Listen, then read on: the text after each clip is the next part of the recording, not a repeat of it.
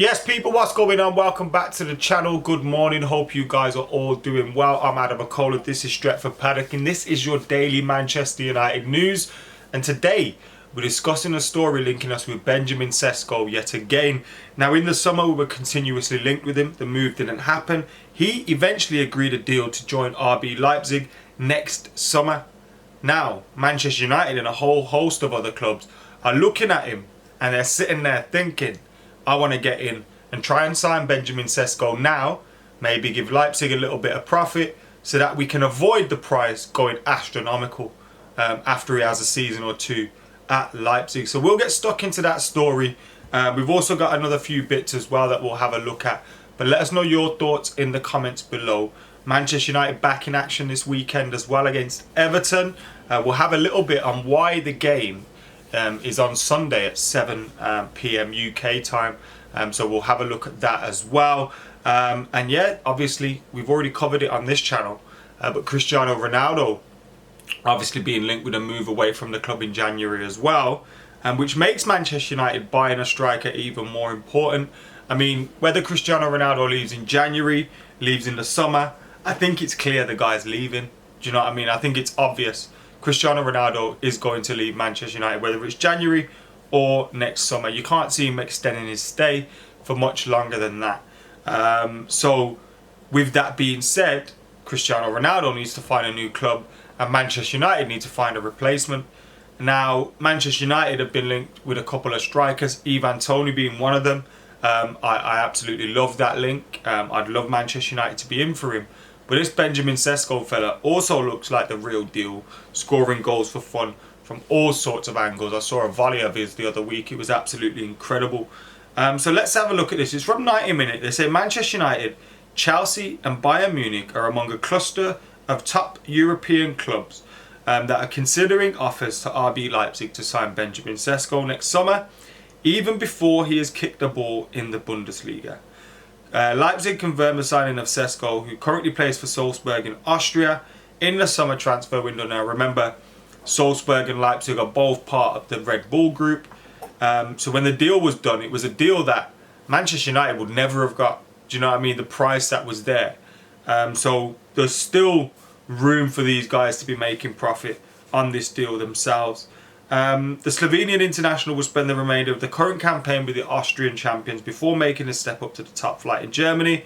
He disappointed a number of the continent's top sides with a decision to move to Leipzig, who managed to secure the deal for a cut price due to their relationship with Salzburg. The transfer was agreed for a fee in the region of 24 million euros, well below the market value for other clubs at the time. United were among the main contenders to sign Sesko before that decision was made, and the club's scouts are understood to be very impressed with the young striker. Erik ten Hag's need for a new centre-forward remains apparent, but will escalate over the next year with Ronaldo all but certain to leave Old Trafford in 2023. Sesko remains a long-term target for United, but is also attracting interest from Premier League rivals Chelsea. Now, if I'm Manchester United, you go and make that move happen, don't you? Or you've got to line up a striker anyway. I think Benjamin Sesko could be an ideal one, especially when you look at the age, the profile, etc. And I'm not going to lie, when I looked at him, I thought, are this Red Bull group just churning out Haalands? Do you know what I mean? Because the guy he looks weird, he looks awkward, but he scores goals for fun. I'm not saying he's going to score as many as Erling Haaland, by the way, because the guy is just absolutely ridiculous at this moment. But he does look like one of those guys that's the next big thing. And could Manchester United obviously get him?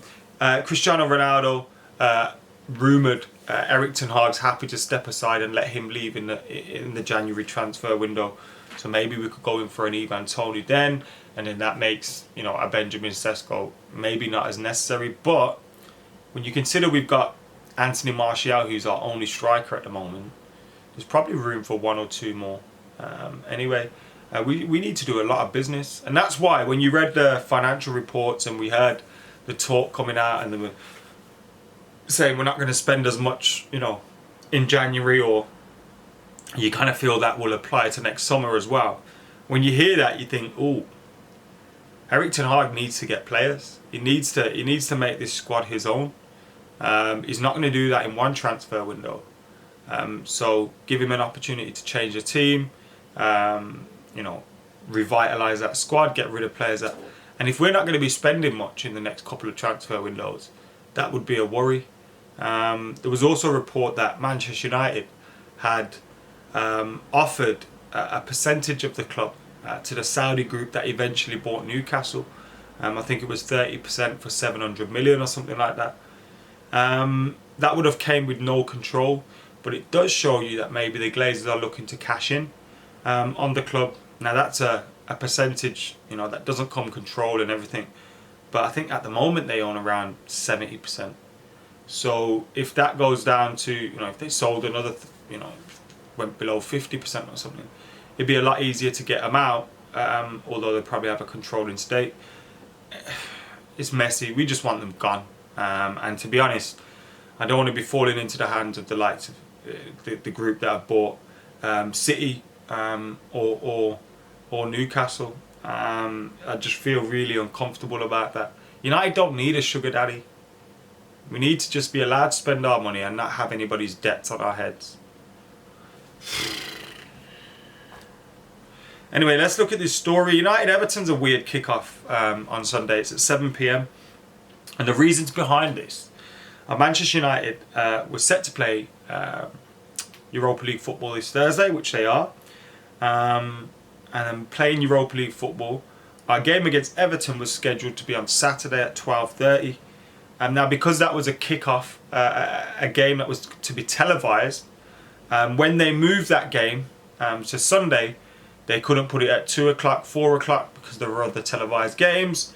So therefore they had to put it on at 7 o'clock on Sunday. So that's the reason we've got a weird kickoff time on the weekend. Huge game for United coming up. Obviously Everton, although the league table doesn't really maybe reflect it, they have found a little bit of form. So Manchester United need to go to Goodison Park and look to get a win. Frank Lampard, the crowd, everything, they're going to be up for it. It's a difficult game for United and we need to bounce back with 3 points. Obviously we've got the Europa League game against Ammonia coming up as well. And then we got the home game next week. Games are coming thick and fast. We need to utilise that squad. We need to implement the likes of Casemiro and Cristiano Ronaldo in there and get them playing football. And I'm sure we'll see them against Ammonia. But that Everton game will be interesting. Who will he pick? There's talk Casemiro is going to eventually get a start, and that will come on Sunday in the Premier League. I wouldn't be surprised to see that happen. Maybe Eric Ten Hag gave Scott McTominay further opportunities because his form was good, which it was. And now, you know, his form wasn't as good against City. You got to look, let's get our strongest players in there. I thought it was a mistake against City not starting Casemiro. I know when he came on, he didn't show enough, but I think coming into a game of that magnitude, of that pace, when you're not fully fit, it's difficult. He has to start some games to get fit. And I think maybe starting him for the first 50, 60 minutes of that game would have been ideal. Anyway, the game's gone now. Next up, Ammonia, then Everton. Fingers crossed, 2 wins for United. But let us know your thoughts in the comments below. Should United go after Benjamin Sesko? And until next time, I've been Adam McCullough. I'm out of here.